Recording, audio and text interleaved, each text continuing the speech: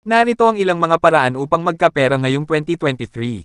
Isa, maghanap ng trabaho o dagdag na trabaho. Nagsisimula ka sa paghanap ng trabaho na may magandang sahod o maaaring maghanap ng karagdagang trabaho upang dagdagan ang iyong kita.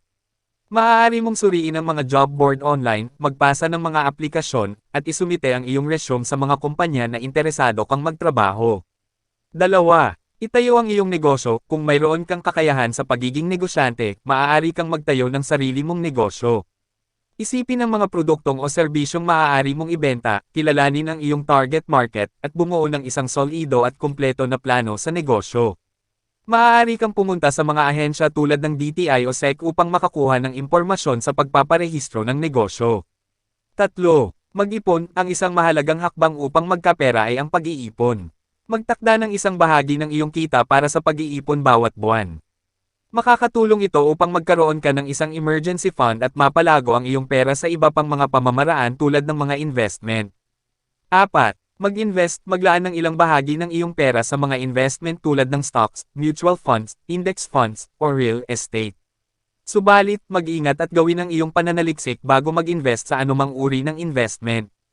Mahalagang pag-aralan ang mga risk at reward ng bawat pagkakataon. 5.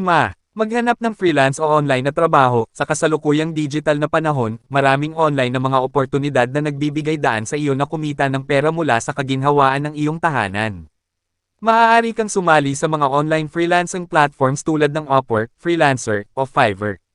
Maaari kang magtrabaho bilang isang virtual assistant, content writer, graphic designer, o iba pang mga online na serbisyo.